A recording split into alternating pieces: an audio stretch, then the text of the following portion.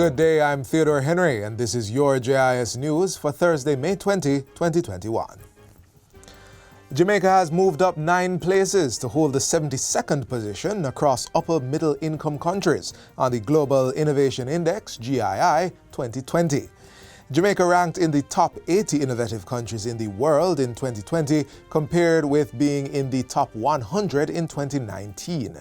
The country is also ranked 7th among the 18 economies in Latin America and the Caribbean as it relates to innovative capabilities, and performed above average in 3 out of the 7 index pillars, namely institutions, business sophistication, and creative output.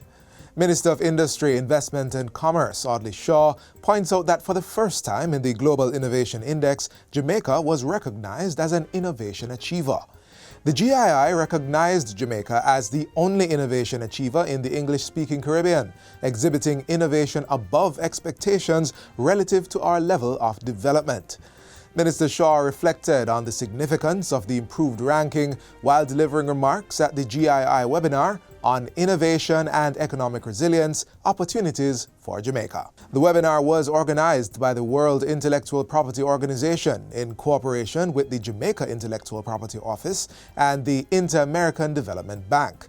Its focus was the review of Jamaica's performance on the Global Innovation Index 2020 and to discuss opportunities for Jamaica to strengthen its intellectual property ecosystem, to incentivize and drive innovation among the public and private sectors, and facilitate economic resiliency in the country. Government will be spending $650 million to develop several communities in various parts of the island. Under the Rural Development Program, Chambers Pen in Hanover will be the first beneficiary during the first half of the 2021-2022 financial year. The other communities to benefit include Cheesefield in St. Catherine, Cheswick in St. Thomas, Lawrence Tavern in St. Andrew, and one community in Clarendon. This was disclosed by Minister of Local Government and Rural Development Desmond McKenzie during his contribution to the sectoral debate in the House of Representatives on Tuesday. The program will include, Madam Speaker, the installation of water, electricity, internet access, roads, sidewalks, community park, indigent housing. We will use this program to give new life to rural communities over the next 2 years, Madam Speaker. He adds that the program will create temporary and permanent employment opportunities across the country. Designs for the upgrade and modernization of 11 of 13 health facilities is now completed and being reviewed for final approval. The work is being done on the government's Health System Strengthening Program, which is supported by the Inter-American Development Bank.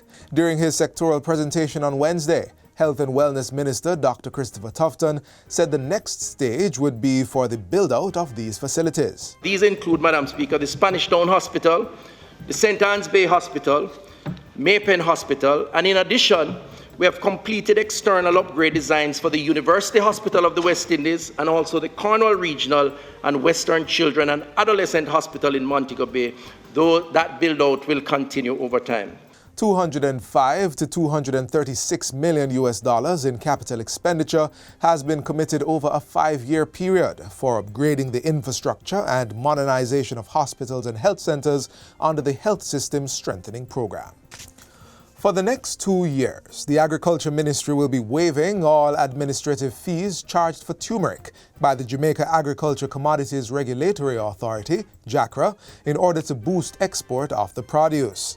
Portfolio Minister Floyd Green says the initiative is being undertaken so that more Jamaicans can tap into the viable market. We've also identified turmeric as one of the crop lines with tremendous local and export potential. In this vein, we are strengthening our turmeric industry by putting 20 acres into planting material. Turmeric, which comes from the turmeric root, is a bright yellow-orange spice commonly used in curries and sauces. The spice has been used for its medicinal, antioxidant, and anti-inflammatory properties for thousands of years. In an effort to curtail Prairie larceny island-wide, government plans to roll out the pilot for the Agricultural Wardens Program this year. Additionally, the Agriculture Ministry will be launching community farm watch groups, specifically focusing on targeting market spaces to ensure that stolen agricultural produce have nowhere to go. Agriculture Minister Floyd Green made the announcement during his recent sectoral debate presentation in the House of Representatives. He says the ministry has been working closely with the Jamaica Constabulary Force to pursue several strategies aimed at reducing predial larceny. These, he says, include establishing predial larceny units across 7 police divisions. And finally, Cabinet has appointed new leadership for the Generation Procurement Entity, GPE, with a mandate to procure new electricity generation capacity in accordance with the Electricity Act 2015. This was disclosed by Energy Minister Darrell Vaz during his contribution to the 2021-2022 sectoral debate in the House of Representatives on Tuesday. Minister Vaz says the GPE is to give urgent priority to the review of unsolicited proposals and requests for proposals to the market for new electricity generation. We have recruited a chief technical expert to support the GPE, and we expect onboarding by July 1st, 2021. The GPE has been given the charge to get moving. We want to see a significant increase in our generation capacity and our renewable energy share based on the Integrated Resource Plan. And that's it for JIS News today. I'm Theodore Henry. Thanks for watching.